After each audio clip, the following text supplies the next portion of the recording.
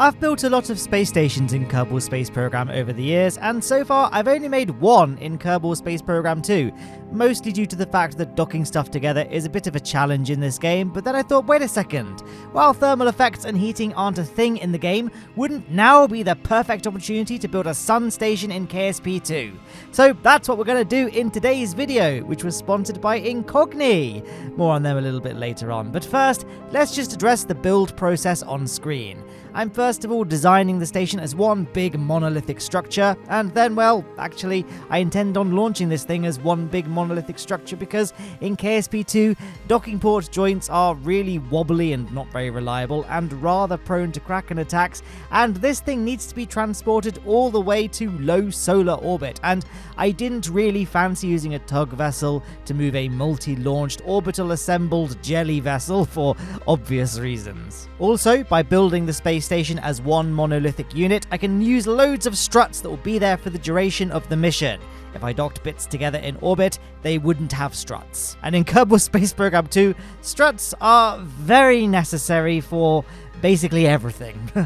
So all of this presented me with a bit of a challenge in that I would need to design a space station that, at least to me, looks aesthetically satisfying in scale, which needs to be launched as one solid piece, along with an interplanetary stage that has a very high delta V. Like, we're talking 12,500 meters per second of delta V from low Kerbin orbit. It takes a lot of change in velocity to get into a circular solar orbit, and I'll be using some gravity assist tricks to make the journey more efficient. But I'm not done covering what makes this mission so challenging. I then have to construct a rocket that can launch this physically very large and heavy payload into low Kerbin orbit in Kerbal Space Program 2, which still suffers from the wobbly rocket problem, and of course doesn't really run that well even on my rig when rockets start getting big, and so I wanted the Kerbin launcher to be as simple as possible. There it is on the launch pad, by the way, undergoing initial tests. They didn't go that well. The engines ended up sort of falling off the rocket. But you may have noticed there how I intend to make this thing as simple as possible, in that I wanted it to be an SSTO. We'll be using just one stage to get us from the launch pad at the Kerbal Space Center all the way to a circularized low Kerbin orbit. Now, if that ambition is not worthy of a little like down below, then I don't know what is. And of course, liking the video just helps me stay above water in the old algorithm, and subscribe for Kerbal content. I've said my piece now. Let's move on to the final engine configuration there. I just decided to have 3 mammoth engines at the base of each of those 4 surrounding boosters. This will give us the thrust weight ratio to clear the pad, but also enough delta V to get us into low Kerbin orbit. I had to set it up really ridiculously high like this, because if it was any lower, the rocket would, I don't know, because it had good thrust to weight ratio, so I don't know why it kept falling down and smashing into the launch clamp. So by raising it up like that, everything seems to work okay. So I don't know, but that's why we have to have this thing launch off the pad from a really ridiculously high position. Although, you know, Starship is pretty high off the launch pad, although I guess that's its physical launch vessel, so it's not a very good comparison. But here I am, painting the vessel. I've started thinking about how I want to present the painting of vessels in my videos, and I thought, why don't I just build the vessels with no paint, and then I paint at the very end rather than just having it as my agency colors. I don't know, I think it's kind of more fun because I can see it as like a blank canvas. I can think about what colors things can be as I'm assembling it, and then I can go to town at the end, making it look all nice. And you know me, I'm a big fan of orange fuel tanks for like big booster stages, so I thought it would be nice to have the orange surrounding tanks just there with a little black checkerboard at the top. Thought that really was a nice touch to the aesthetic, and I really like how those purple hydrogen tanks came out. I also added a communications dish to both the space station and the hydrogen tanks, because the hydrogen tank stage has a probe core and a reaction wheel, so once the station is in its final place, we could detach that interplanetary tug, leaving the station all free and exposed, and basically no hope of the crew ever coming home to Kerbin. But it's fine, because once, you know, the thermal update rolls around, they'll just be incinerated instantly. So it'll be a nice, you know, they're not just going to be suffering for eternity trapped in the sun station, essentially. So think of this as like a merciful thing. Now, here I am in the tracking station, time warping to a Joule transfer window.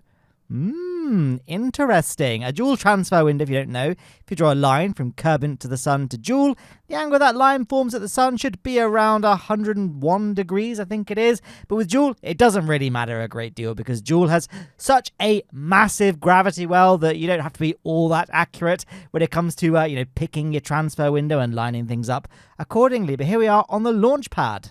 But then, right before launch, Bill Kerman suddenly leapt out of the command pod and jumped off the rocket down to the launch pad, and then he just started running back towards the VAB. The reason for this was that he realized that someone had impersonated him on LinkedIn with a frightening amount of accurate personal details.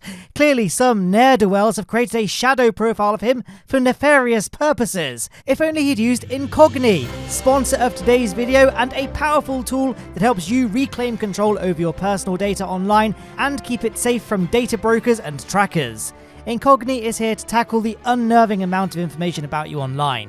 It negotiates with data broker companies to remove your name from their databases, ensuring your personal information remains private and secure. Now, why should you care about this? Well, like poor old Bill Kerman, your data can be collected, bought and sold, which can result in the denial of bank loans and credit cards, or result in higher insurance rates, leaving you vulnerable to all kinds of manipulation and social engineering, and it can even result in having your identity stolen. According to the 2022 annual data breach report by the Identity Theft Resource Center, the number of victims has gone up nearly 41.5% from 2021. Incogni offers simple and affordable pricing options. The annual subscription is great because Incogni will conduct repeated removal requests for as long as you use the service, ensuring that your data is not only removed, but stays removed. Ready to take control of your privacy? Join me and countless others who are saying goodbye to data breaches and hello to peace of mind. And guess what? The first 100 people to use my exclusive code MATTLOWNE will snag an incredible 60% off on Incogni's services. So don't wait, click the link in the description to shield your privacy with Incogni today. But now we're back to our scheduled programming. Let's launch this sucker.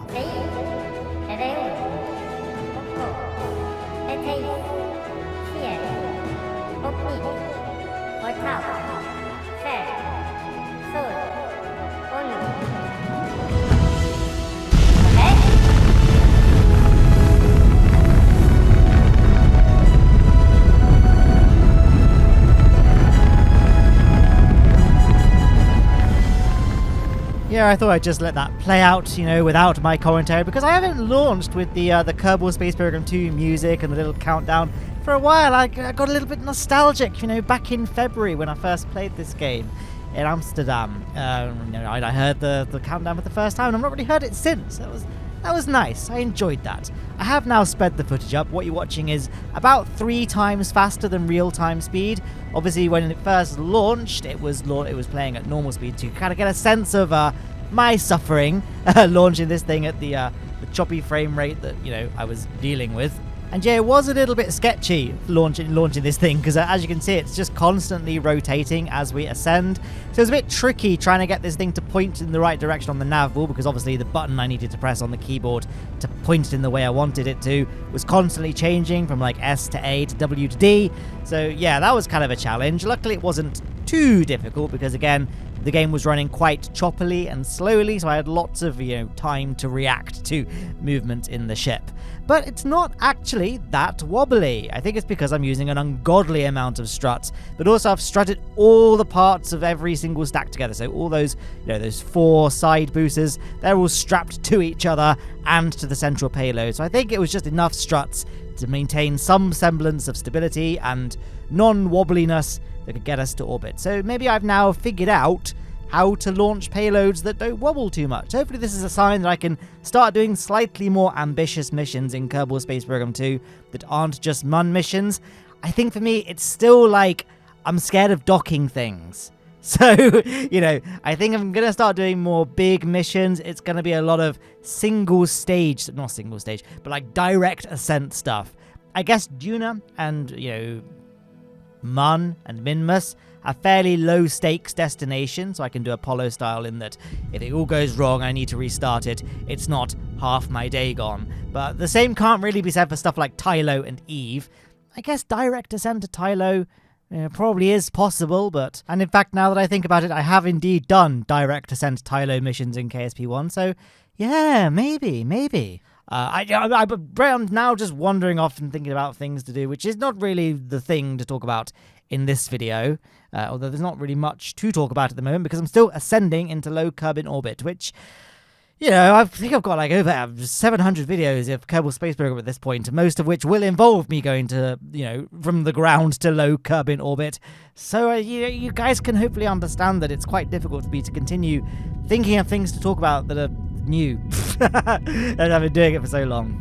But don't worry, it's nearly over, because here I am circularizing at our apoapsis, circularizing into low Kerbal orbit.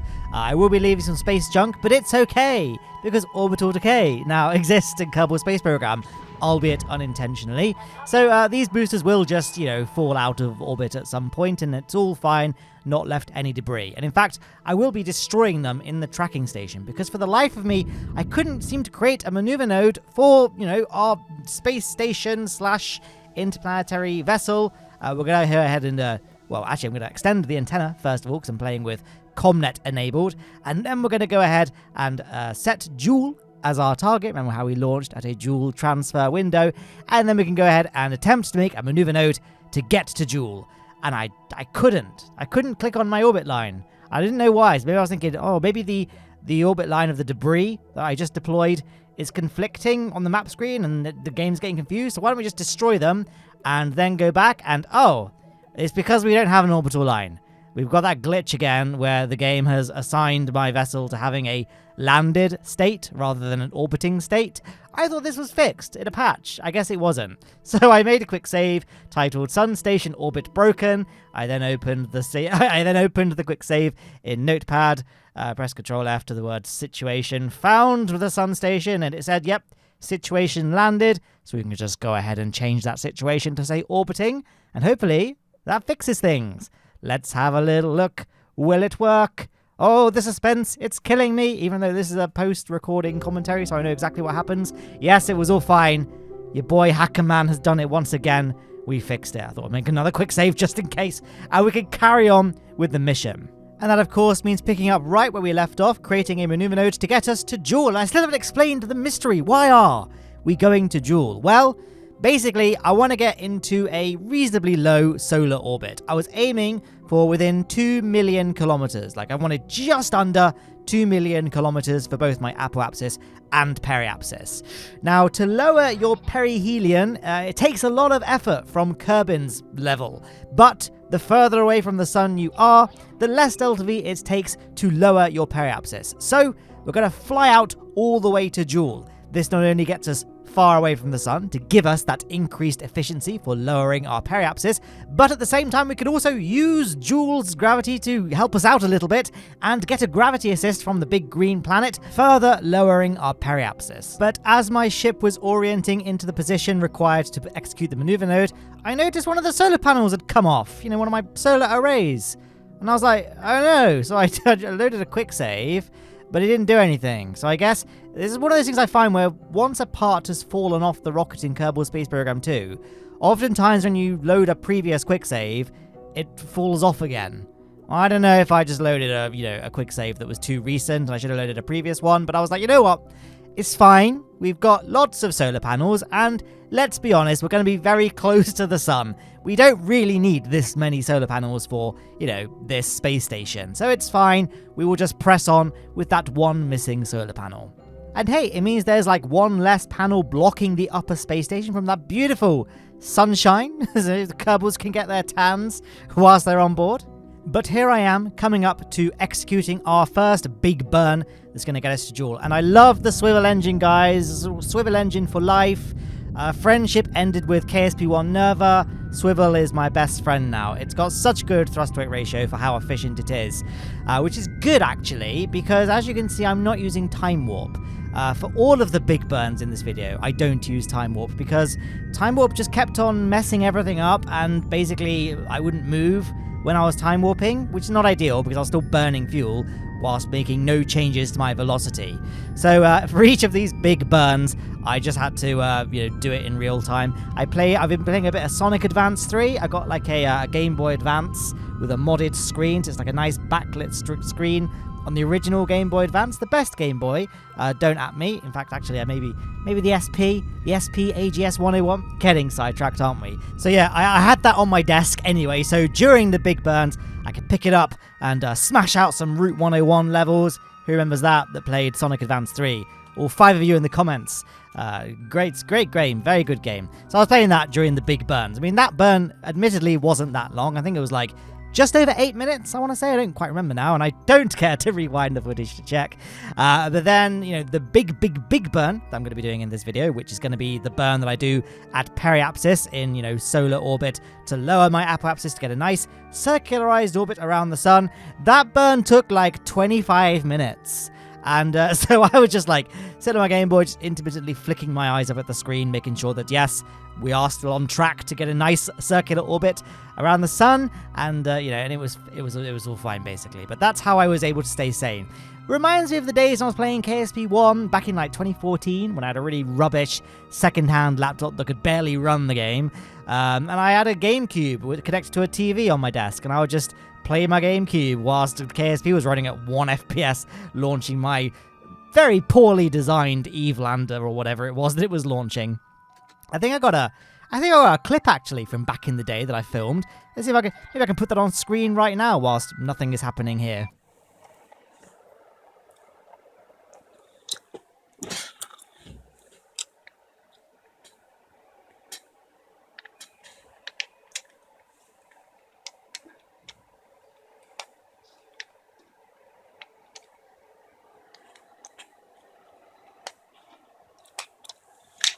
Hi guys, that clip took me like 45 minutes to find on my mess of hard drives, so I hope you enjoyed that cinematic experience as we now continue with the video after that really weird intermission. I've pretty much finished doing our mid-course correction burn that'll get us onto an optimal an optimal dual flyby that will lower our periapsis around the sun.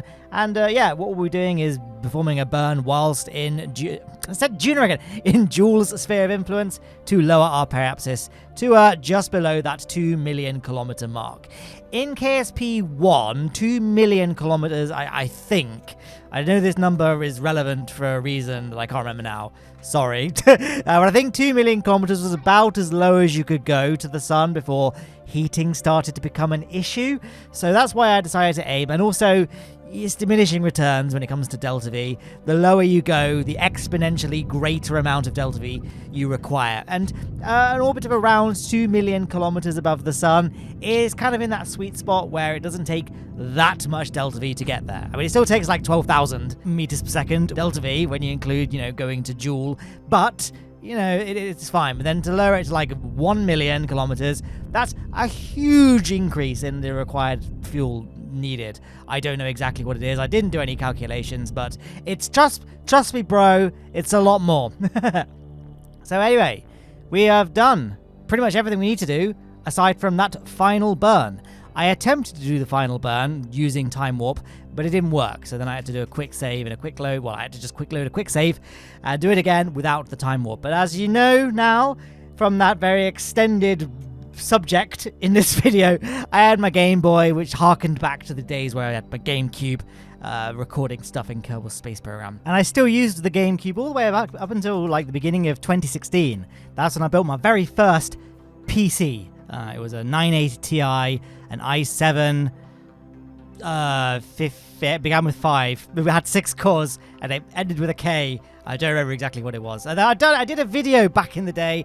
I'm sure if you search on YouTube, Lowne PC 2016, I have no idea. Because I know that YouTube, the search is a bit rubbish now. You search for something, and only like the first 4 results are what you searched for. After that, it's just what YouTube wants you to watch, which for me always seems to be like a Mr. Beast video. Even though I've only ever seen like one Mr. Beast video in my life, and it was like in 2017. So I don't know, but it feels like YouTube search has been a bit nerfed recently.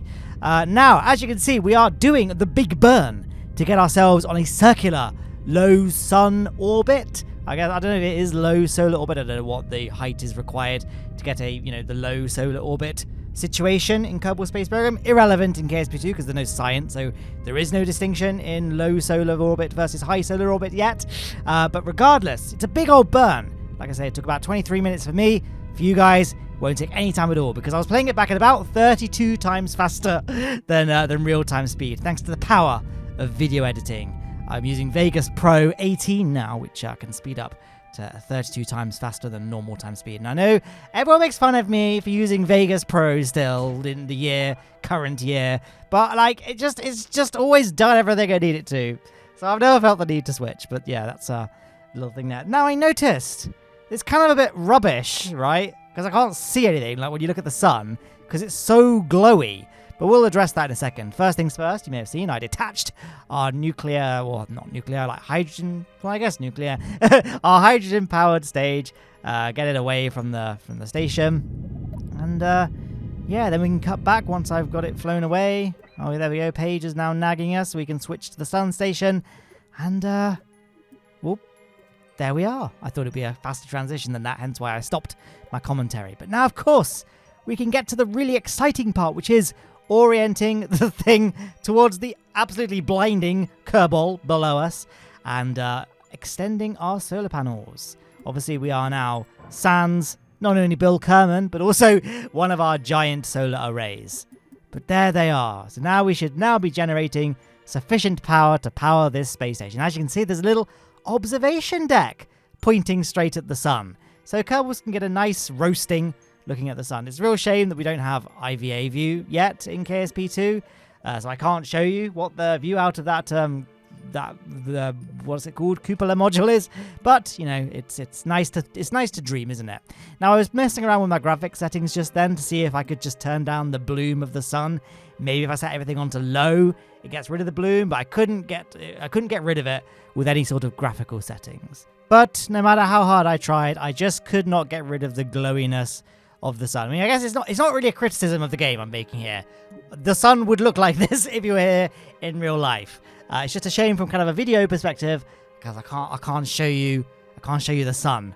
I don't know how I'm going to get the thumbnail for this video either. I'm probably just going to use like a picture of the station at like Eve and then just Photoshop it so it looks like it's above the sun. Ooh, showing how the sausage is made there. But yes, back to the mission at hand. Although I can't show you the view from inside that command pod, I did put some seats on the outside of the command pod. So our Kerbals get a nice tan. You can sunbathe outside of the space station in what I would describe as a very safe situation, as Jebediah is demonstrating here. Yeah, there he is, just staring with his eyes very wide at that massive glowing sun right below us. But I guess it is still kind of far away. And I did say that I was going to make this video because of the fact that thermal isn't a thing we need to worry about in KSP2 right now. But we're still at a fairly reasonably safe altitude, and the view isn't that great because it's too glowy. Maybe we could expand on both of these points and get even closer to the sun, thus getting more benefit from not having a heating system in the game, and also hopefully not having to deal with as much glow, ironically. Let's do it. Disclaimer, from here on out, it's just going to be like me cheating, so I'm not, there's no trick, there's no Kraken drive or secret source that lets me get close to the station. I just installed the mod Lazy Orbit. If you want to know how to install this mod, just Google how to install Lazy Orbit. This is not an installation tutorial. And yeah, I dropped our altitude to be super duper ridiculously low, and it worked! Look at this! We can get so close to the sun, and ironically, it is less glowy. We can actually see the surface texture, kind of. In fact, we can't really, can we? It's just a flat orange. But there is a sweet spot. We can get a little bit further away. There we are. There we are. We have the texture. Looks like a big old margarita pizza, doesn't it? Yeah, we can see the texture of the sun, and how cool does this look? Not cool, right? Because it's very hot. That was terrible. But hey, look, does Jebediah still lives, and he's just looking at his hand there, making sure that, yeah, it's not caught fire. This is amazing. A real testament to the Kerbal Space Program's suits that they make. The Kerbals, they're built different to you and I. But yeah, there's Jebediah catching some rays just there. But that about wraps up this video, to be honest, guys. I hope you enjoyed the mission and then that little bit of fun we had at the end, getting super ridiculously close to the sun. Maybe as a challenge to the people in the comments below, if you can get to this altitude with this craft or something similar yourself without needing to use lazy orbit like I had to. There's the Gauntlet Throne. I was going to give a big shout out to the names at the left of the screen and my Patreon supporters and my YouTube channel members. They help make all of this content possible, as well as great sponsors such as Incogni, who once again kindly sponsored today's video. Remember to check the pinned comment and the link in the description to get that offer. But yeah, I sincerely hope you enjoyed this video. I certainly had a lot of fun making it. And yes, thank you for watching. There's 2 other videos on screen for my channel that YouTube thinks you'll like. Hopefully they're good picks, but I mean, they're from my channel, so they must be right.